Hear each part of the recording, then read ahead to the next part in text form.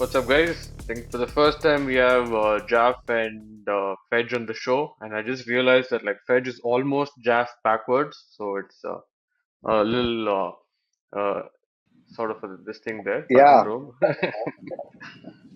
creating. I mean, I I'm was being. not expecting that. I was not I'm being expecting that, but I innovative. don't know. You caught me off guard. I'm really creative, right? So yeah. Sure, So sure, sure. I think we've had our runs on the Premier League and the Champions League. I think Premier League pretty straightforward now, just closing business for Liverpool. Uh, Champions League is wide open. Okay, Champions wide League is open. rigged. We don't talk It's about Champions League. It's a rigged event. uh, We don't talk about Champions League on this platform. If you want to talk about Champions League on this platform, don't call me again. so yeah, from being first in the group stages to being knocked out first in the round of 16, Liverpool's come a long way. But fun. It's going to be a fun next set of games. I think Real Madrid had a close entry as well into the next Yeah. round, the quarterfinals. But we'll touch upon Champions League maybe sometime later. But obviously now we're into the international break. Seems like things are pretty interesting going now. Teams get time to like break and like recoup to attack trophies for the remainder of the season. And yeah, UEFA Nations League coming up this weekend. What do you guys think? Firstly, on how boring the international break has been, and we have some interesting matchups this week. So what are your takes on that? From like a Premier League viewership standpoint, good break. There was a point where some teams were playing uh, game every 4 days, multiple cups. So I think for some teams it's good to take a break, rejuvenate, and come back and focus on the primary leagues. But I mean, international breaks always have been bummers. We've been playing non-stop since November. So it's a good break, but good, interesting matchups, good games to talk about. But Right. I see this as like a break, at least for my club to recharge and come back. And fingers crossed, hoping there are no injuries. So yeah, I think that's one thing which kind of hurts a lot, right? I think when there are international breaks, your key players, right, who are obviously key for your club and also for the nation, they come back with injuries, and that kind of puts a dent. But yeah, hoping let's hope there are no injuries. But apart from that, yeah, I'm looking forward for some games. What about you, Fetch? Excited for the international break? Yeah, I'm very, very excited for the international break because those games you just mentioned, they are really, really exciting games. As a matter of fact, I was not even expecting them to be really, really that tough.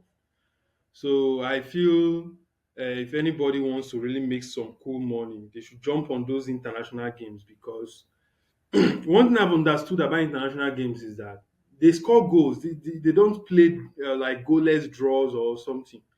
They score goal. If you remember, during international break is when Cristiano Ronaldo used to start pad and score plenty of goals against those countries we've not heard of. So, 100%, I'm really excited for the international break. And to be very honest, those games Okay. are coming up are really interesting games. Okay, everyone has a hectic schedule, so I'm going to jump straight into it. Okay, so the first game that we're going to pick up this weekend, Netherlands versus Spain. Super interesting game because of the profile of both sides. Like a lot littered with international talent, littered with stars all around, and very specifically, right? You get to see Lamine Yamal take on Virgil van Dijk, probably the best. What do you say, offensive player in the mid right now, apart from maybe Mo Salah, going up against the best defender in the league or defender in football. So I'm going to bring up the odds in a bit, but quick take on how that. So what do you all think of that matchup? Jeff, you can go first. You're on mute. You're on mute. I think it's my captain Van Dijk, Yeah. Van Dijk and Cody Gakpo. These are the two players top of my mind I can think playing for Netherlands. While I want to say, of course, I'm going to support the club or the nation which my captain plays for. But realistically speaking, the talent in Spain, Lamine Yamal on the right. is going to be interesting. Lamine Yamal and Nico Williams. That will be like a very very interesting pair to watch. They were running riots last time around.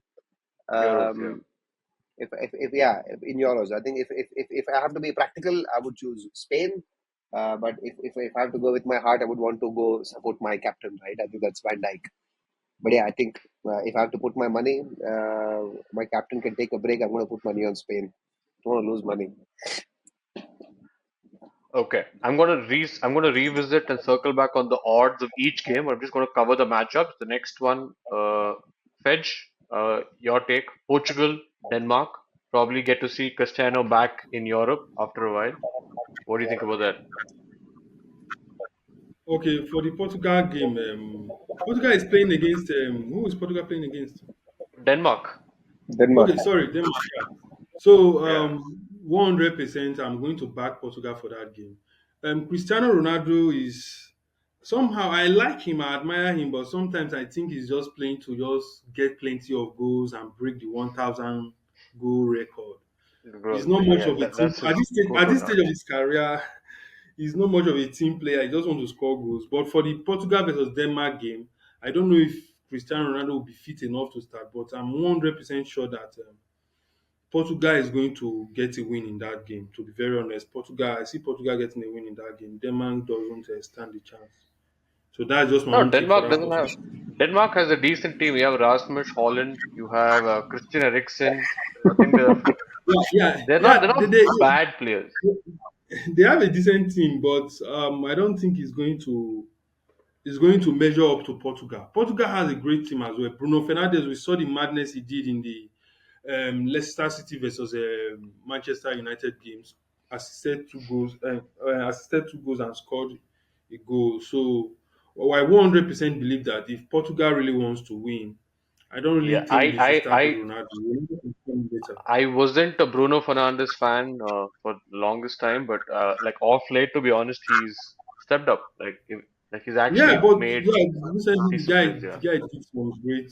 He did some great, some great stuff for Manchester United. But that game, I actually see a Portugal win for that game. Okay. It's the Portugal story is little like the Belgium story, right? Filled with stars, right? I think they have Jota, Bruno, Yes, Rodri, they have a um, Rafael Leao. yeah, Rafael Leao, Yao Felix, all of them. I think Felix, right? I think who plays for Atletico. I'm sorry, I keep forgetting his No, name. he plays for. Sta- He's in AC Milan now on loan from Chelsea. Yeah, Felix is from in AC he had Milan moved now. to So Chelsea. Yeah, AC Milan. Yes, so they have like bunch of stars, but I don't think they sing well together. But yeah, I think I don't know. I think I would like probably go with Fedge as well. What you yeah, mentioned. When definitely. the He's odds are going to be fairly interesting. The odds are going to be interesting when we get back to this. The next game, top game, high standard, high quality. Italy versus Germany. Okay, like obviously Italy have been on and off, but off late they've picked it back up. They have a great side. They have some really good stars now. I think the Italian quality of football has picked up as well. Germany, as always, they have young talent mixed with old talent. Uh, Quality, like they keep a good standard of football, though they haven't really been relevant much in a club all these last national couple of tournaments for a years. while. Yeah. Yeah, what are your takes? Italy, Germany, close game. Italy again. Chiesa is playing for Italy. Tonali is playing for Italy. Good team, right? Italy has been known for its defense. This is my understanding. But off late, the attack, I think I would want to hedge on Italy this time around. I think some of the strikers Fair. are injured in Germany. Kai Havertz is missing. He's not been playing. Uh, Yeah, Kimmich Musiala. is there. Muller is there. Jamal Musiala, right? I think that's one good player. But Yeah. Italy, I would pick Italy. Okay, it's going to be interesting when I get back to the odds. The last game, Fedge, for you, Croatia, France. Okay, what do you think? For Croatia, France, Croatia is a very very tough side. The I remember that Croatia France World Cup final. Can't forget. But the truth is, if you look at Luka Modric, well, he's not slowing down anytime soon, but he doesn't still have that game in him. He's extended another year at Madrid, by the way. Yes, So I saw the news that he has extended on that. He doesn't want to leave Real Madrid. He's still playing at the top level. But for that game, Croatia versus France, I would definitely see a France win. You know, France have the squad to back the win, like the win I'm anticipating for that game. But if you look at Croatia, somebody like Kovacic have not been consistent. Then maybe Perisic and some other players. I can't really remember all their squad, but they've been doing okay. But in at this level, they don't stand a chance against France because France, even from back to the forward, they really have a lot of. They are stacked, you I know. was reading something interesting. I was reading something interesting regarding Oh, I this know. matchup. So So they have Olise, they have Mbappe already. They have these guys at the back. These Arsenal guys. Usman Dembele. You They put have him as Dembele who Dembele. have been running right in the Champions League. They have Saliba at the back. So 100%, I think I will go for a France win in that game. Yeah, so what I was thinking and what I was reading about is so apparently France and Croatia have two of the strongest national football programs, which means that national football program is a contract that they sign with their national players to find or to keep continuity in their national squad within the club season, right? Where they off season to make sure that there's continuity within the national players. So the countries who work and spend the most time on this program are France and Croatia, right? And that shows, right? You see, France can easily replace top talent. No Mbappe, no problem. No Benzema, no problem. They've always managed, right? They always have like guys coming in. You have Kamavinga, Griezmann. You have like high quality talent throughout the France side. Croatia, not big names, right? But apart, like since their squad, not really, they do play a lot of club football, but they spend a lot of time together. So the kind of like what do you say? The system that they have is apparently quite strong. That's why Croatia, their World Cup semifinals, right? The third place in the World Cup, they always find a way to like make it to the later stages with very less, very small country, but fairly well. Okay, now I'll jump into the odds. First game, okay, Netherlands versus Spain. Okay, I'm going to give you the odds quickly. The odds of Netherlands to win are 2.9.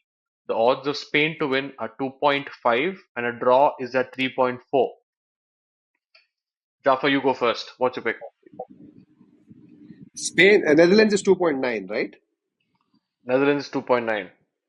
Yeah, so I picked Spain 2.5. So Spain clearly the favorites. I would And decent still want to odds. choose. Yeah, decent odds. I think there's not a lot separating them. While there are good chances, I don't think it's a game which will go for a draw. I think they have enough quality in both the sides. I'll still pick Spain. Okay. Fetch, I think is sticking with Spain. No, no, no, no. For me, I'm actually going for a draw. What I'm think is going to happen in that game is that both sides are going to play a very careful football.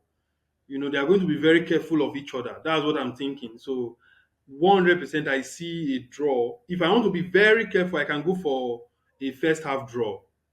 Okay, if I want to be very careful, I'll just go for a first half draw. But in the end, I see a draw in that game. I don't really see no, I don't really see both of them actually coming out to play football. They're going to be very careful with each other, and the end is just going to be a draw. That's what I think. Fair, fair. Okay, I'll take that. The next game, Portugal, Denmark. Portugal, the odds are 2.3. Denmark, the odds are 3.5, and a draw is at 3.3. Fed, you want to take this one first?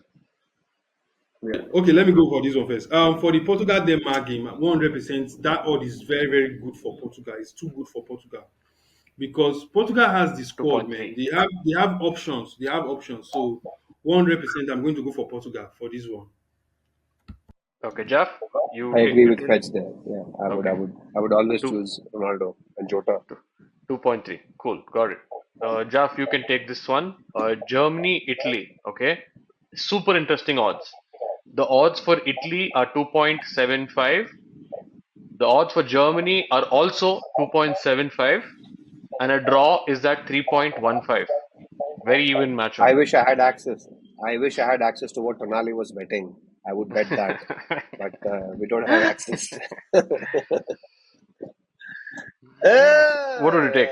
Italia, Italia. Right? I'm going to choose Italy. Italia. Uh, Italia. 2.75. Great. I think that's fair. That's very decent bet.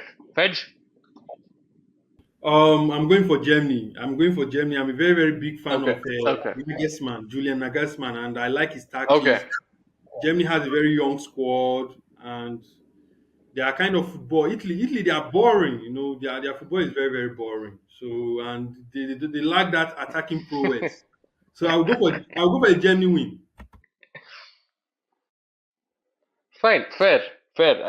Yeah, Italy. You may say boring, but I think you should go and look up a goal that they scored, a Tonali assist, and I forgot who finished it up against Netherlands in the previous round of the Nations League. I think back in November. Wally, right? Wally, what a Yeah, the finish, volley right? from the left side. Yes, Right. yes. I We would. watched Yeah. it together. We watched We it watched it together. together. The classic Italian side is no more. I don't think this side is there because I think Tonali brings in, and by the way, Maldini's son is playing. Okay, Maldini's son is also in the squad for the Nations League game against Germany, and I think there's a lot more flair. Like this, Italy were known for being those tough, rough defensive guys, but there's a lot of like your Pirlo sort of like bend and curves and volleys and touch that Tonali brings to the game. And if you saw like Tonali over the weekend in the Carabao Cup final, right? Elite. Yeah, Tonali is Tonali, very good. He's very good indeed.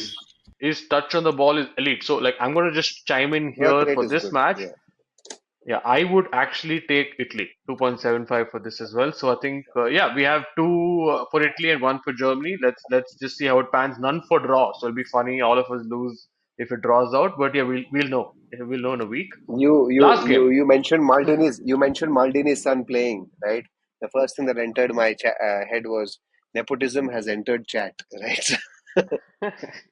Apparently, Anyways, see, like someone has like on the level of Maldini, I don't think he's a guy for nepotism. I'm sure that his son probably comes with some level of quality as it's well, in but his I genes. don't know. Yeah. I mean, he's Maldini's It's in son, his right? So he genes. better play football. Yeah, and Italy is a small country, so the talent pool, if you're there, like you're there. So we have to figure and see. Last game, Croatia France. I think I You're either know eating what to pizza or you're expect playing. from you guys. The odds for Croatia are 4. The odds for France are 2.1, and the draws are 3.3. What are you all taking? I mean, why do you even ask? Okay, I know Jaffar's going to take France 2.1. Yeah. It's like overwhelming, easy, and decent odds. A little more than double your money was a safe bet on France. Fedge, you taking that up as well? Yeah, I'm going to take France, but I think if I don't want to risk it, I know both teams are going to score. So I'm going to take France, then both teams to France. score as well. Okay, If I want to, fair. if I want to be safe. Okay, done. So I see Fedge just losing a do lot of money this week. So Is that what? roughly calculating, Jeff, if you're betting, let's say $100 per game, right? You're roughly poised to win payout is about 220. somewhere between actually, Two, no, like no, altogether close 2.75, to almost a thousand bucks. 2.2.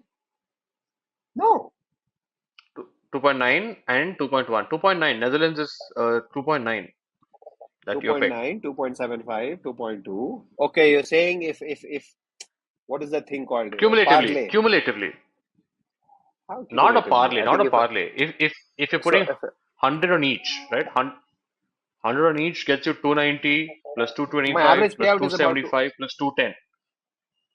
my average About payout is about 2.4. 2.5, right? Yeah. 2.4, Okay. 2.5. Yeah. So basically, a $400 to make about 1,000.